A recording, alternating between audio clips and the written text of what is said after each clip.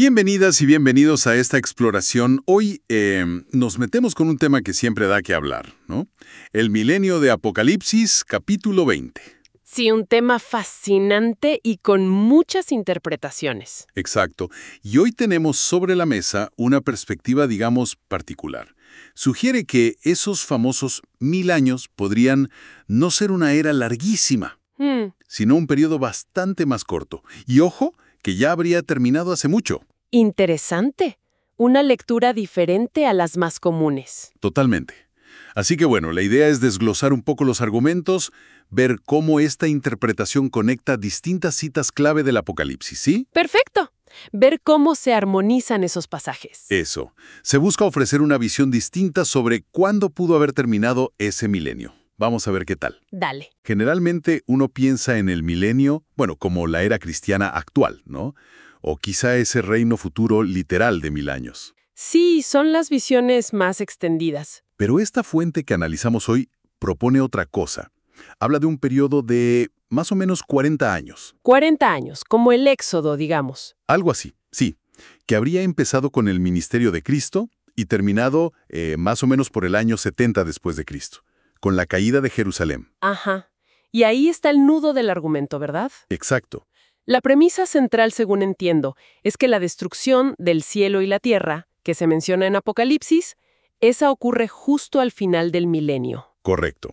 Y lo crucial, lo que conecta todo, es que ese evento, esa destrucción cósmica simbólica, coincidiría con el juicio de Babilonia la Grande. Que esta interpretación no identifica con Roma. No.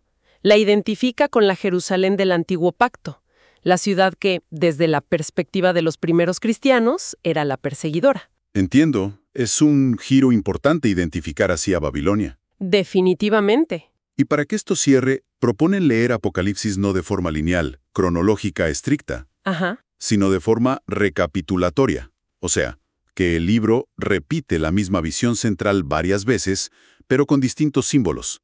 Los sellos, las trompetas, las copas. Claro, porque si no, tendrías varias destrucciones del mundo, ¿no? En el capítulo 6, luego en el 16 y otra vez en el 20. Exacto. Y eso es difícil de sostener. La recapitulación evita ese problema. Presenta el mismo clímax desde distintos ángulos. Bien, entonces esa lectura recapitulativa es la clave. Si vamos a Apocalipsis 20, ¿qué pasa al final de esos 1000 años? Bueno, el texto es muy denso ahí. Menciona el juicio del gran trono blanco. Sí, la huida del cielo y la tierra, que se entiende como el fin del viejo orden. La resurrección, el juicio a los muertos, la derrota de Satanás. Y algo muy importante para este argumento. La vindicación de los mártires. Exacto. Que su sangre es vengada. Perfecto. Ahí está el paquete de eventos del fin del milenio en Apocalipsis 20. Ahora, ¿cómo se conecta esto con otras partes? Ahí entra Apocalipsis 16, el final de las copas de ira. La séptima copa. Esa misma. Se derrama sobre Babilonia. Y fíjate la descripción.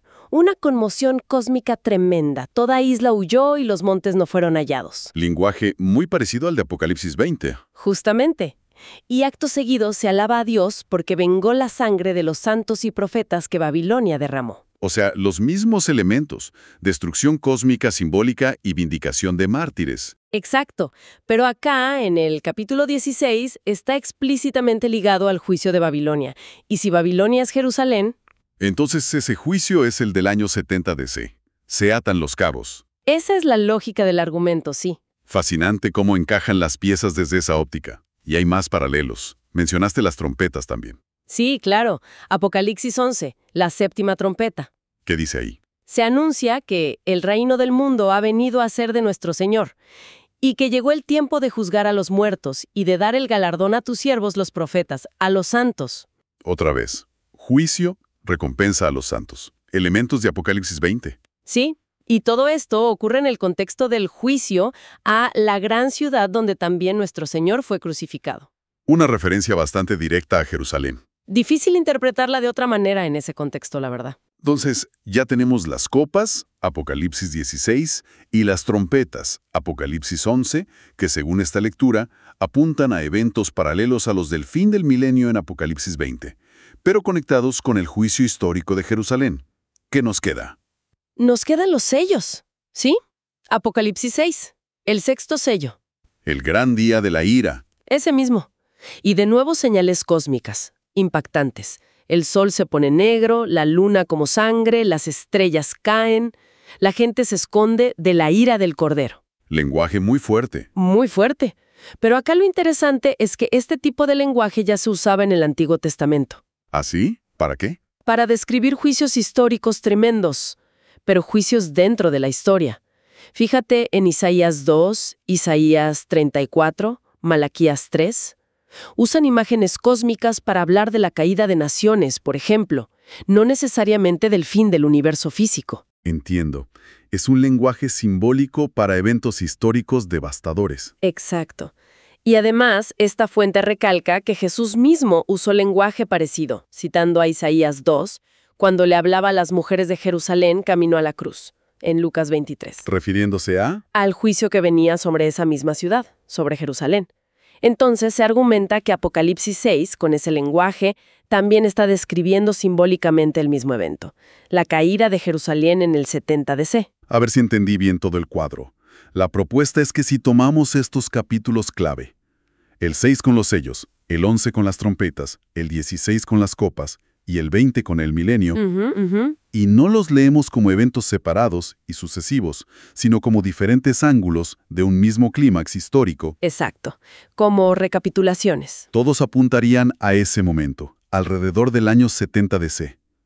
Y ese momento sería entonces el verdadero fin del milenio de 40 años. Y marcaría el juicio de la Jerusalén del Antiguo Pacto, la vindicación final de los mártires de esa primera generación. Y el paso simbólico del cielo y la tierra del antiguo orden al nuevo pacto. Correcto. Esa es la esencia de la interpretación que hemos estado explorando. Reubica el milenio en un periodo muy específico y ya concluido del siglo I.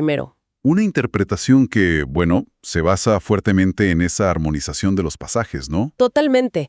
Su fuerza reside en cómo conecta la caída de Jerusalén del 70 después de Cristo con el fin de esa era, el juicio de Babilonia y la respuesta a la oración de los mártires. Todo dentro del marco de Apocalipsis. Es, sin duda, una perspectiva que desafía las lecturas más tradicionales y que obliga a repensar un poco. Sí, te hace mirar los textos de otra manera. Y nos deja con una pregunta picando, ¿no? Si aceptamos que este lenguaje tan grandilocuente, tan cósmico, puede en realidad referirse simbólicamente a eventos históricos concretos del pasado, ¿cómo deberíamos leer entonces otras profecías bíblicas que hablan sobre el fin, sobre los últimos tiempos? Buena pregunta. Cambia bastante el enfoque, ¿verdad? Algo para seguir pensando, definitivamente.